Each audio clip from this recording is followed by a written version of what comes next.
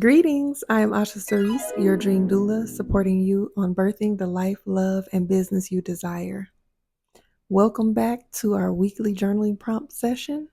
Grab your pen, your journal, or open up that notes app and let's get started. Quick, what do you love most about yourself?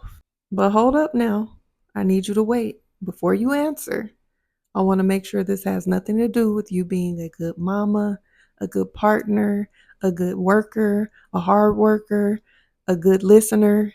Nothing that has anything to do with anybody else.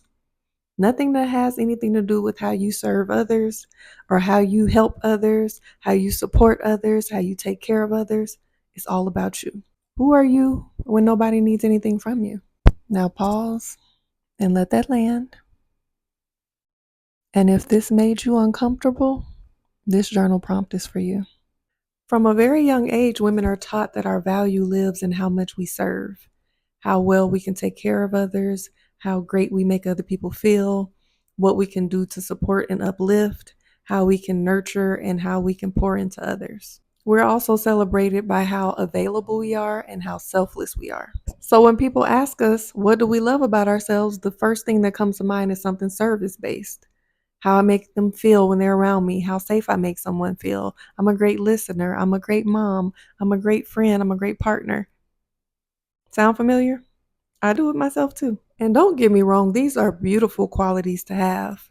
They're just not the full picture of who you are.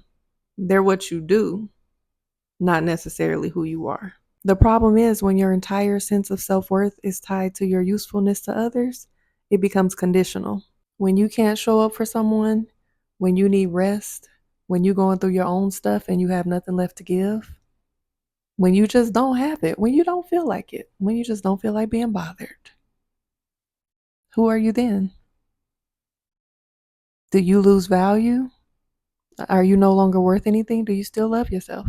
As a recovering people pleaser and someone who has once found value in all of my titles and how I could show up for others and how I could fix people and heal people, honey, I too had to do some deep reflecting on who I was outside of that.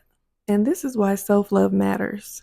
Not just because it feels good, but because everything you give other people is a reflection of the relationship you have with yourself. If you don't know who you are outside of your roles and responsibilities, you will keep giving from a place of emptiness and calling it love. Real self-love is not bubble baths and affirmations.